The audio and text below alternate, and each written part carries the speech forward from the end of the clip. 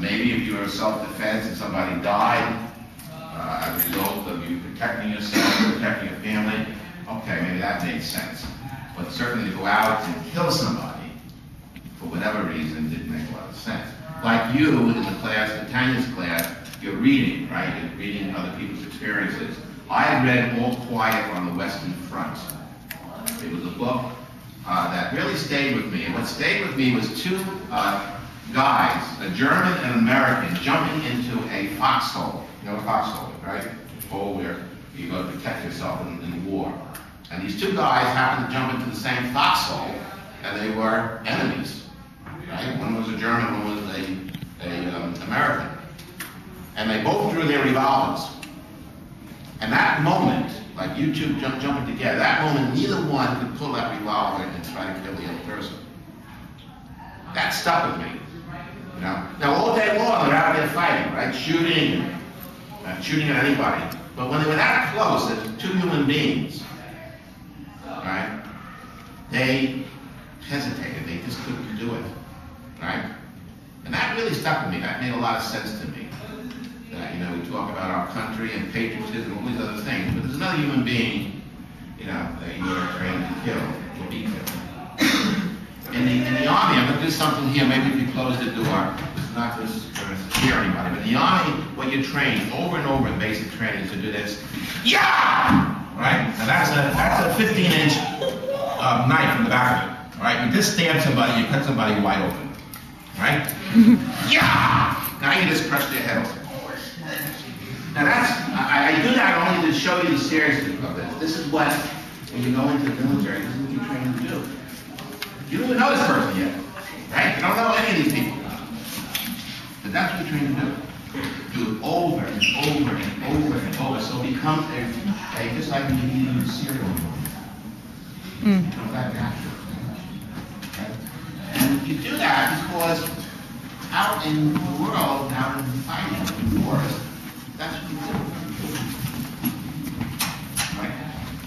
Now, there's all kind of reasons that are given to justify it, but you have to really think about that. That could be you someday making a decision to take an M16, which is a semi-automatic rifle, and take this class out in seconds. Because you're the enemy. You're told that you're the enemy. Those people sitting in the chair who might have weapons are being told that I'm the enemy. You have to think about those things. That's the reality of war. Right? That is the reality of war. War is when nothing else works. Okay? It's like the last resort. Right? It's really serious stuff. And when I did that action, for 6 weeks, I did that every day, over and over. Okay? Being trained. And that's only one action. You're trained with weapons, you know. So that becomes natural. You don't think of somebody out there as a person. Human being. Okay? Now you're told, I'm fighting for my country, I'm patriotic. These are all good things. I mean, I'm fighting for my country, my family. But on the other side of that, somebody else has a country and a family, right? Yeah. A brother and a sister. Okay? So if you stop to think, you use your head, you have to deal with that, right? You have to deal with that. You stop to think, you have to say, somebody else, just like me, has a friend, family, whatever. So the decision really is way before you're going out into service. In my case, I didn't have a choice. We were being drafted in the Vietnam War. We didn't have a choice. You guys now, and the girls also, but you guys, at 18, you have to sign up. Selective service gets your name. They have it years ago, but they get it. And if you don't sign up, then you're in trouble already. But they have you. They know you're out here. So as soon as you turn 18, you have to formally report to the selective service. Then they get your name, and they know you're out there, right? Now, in a time when there isn't a draft, you're just out there. And there'll be people trying to convince you to go into the service, and that's a choice. I mean, some people would make a choice. They make it thinking about everything, all the pluses and minuses, okay? And they make a choice. Very often, people like yourselves who might be coming out of school and you're looking for a job, or you're trying to figure out where you want to go on to college, or whatever, there are going to be people out out there trying to get you to go into the service, right?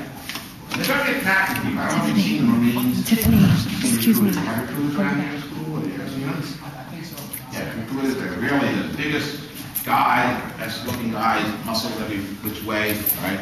Good looking girls too? Yeah. I mean, really attractive. Yeah. Their uniforms are glorious. Tiffany, you gotta fill this out. It's graded. You're gonna give me a grade on it, so listen up. They come out to You're not in my school class. and they want to try to convince you to go into the service. And that's your right to be recruited, to know about it, right?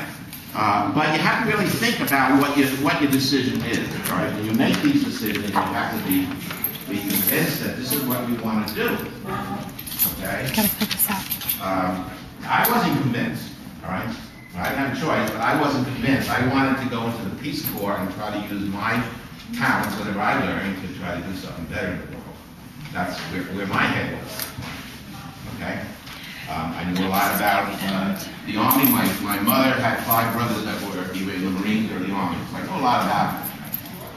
And that made it very difficult